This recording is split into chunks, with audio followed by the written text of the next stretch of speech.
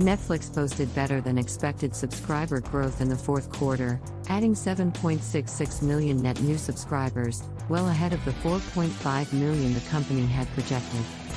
The company also announced that founder and co-CEO Reed Hastings was moving to the executive chairman role to complete our succession process.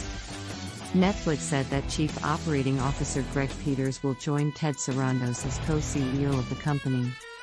Revenue was about in line with the company's forecast, at $7.85 billion, up 1.8% from a year ago, while profits of 12 cents a share came in below expectations, due to a non-cash charge. Operating margin of 7% was down from 8.2% a year ago, but above the 4.2% that the company had projected. Operating income was $550 million, well ahead of the company's forecast of $330 million. Wall Street consensus estimates had put fourth quarter revenue at $7.9 billion, with profits of 55 cents a share. Analysts were expecting 4.6 million net adds. 2022 was a tough year, with a bumpy start but a brighter finish, Netflix said in a statement. We believe we have a clear path to re-accelerate our revenue growth, continuing to improve all aspects of Netflix, launching paid sharing and building our ads offering. For the March quarter, Netflix is projecting revenue of $8.2 billion and profits of $2.82 a share. The company has discontinued its previous practice of providing specific guidance on subscriber growth. Although the company did say that it expects modest positive net adds in the first quarter, declining from the fourth quarter level given normal seasonality and the recent strong growth, which likely pulled forward some growth. Current Wall Street estimates for the March quarter call for revenue of $8.1 billion, profits of $2.99 a share, and the addition of 2.6 million net new subscribers. As for the recent introduction of an ad-supported subscription tier, the company said it is pleased with our progress to date. Netflix said it is seeing very little switching to the ad-supported plan from other subscription tiers.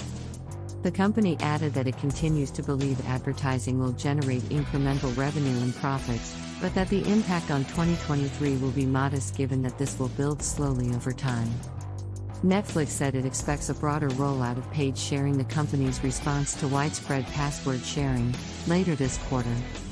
The company said it thinks the result will be an unusual net adds pattern, with higher growth in the second quarter than the first.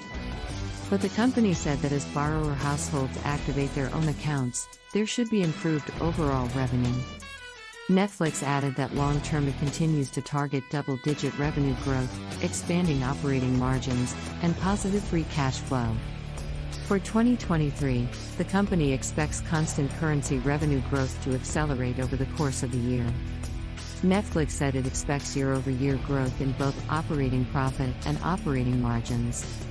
Netflix now expects operating margins for 2023 of 18% to 20%. For the first quarter, it expects 20% operating margin, down from 25%, citing the timing of content spend. The company also said that full-year free cash flow was $1.6 billion, above its forecast of $1 billion.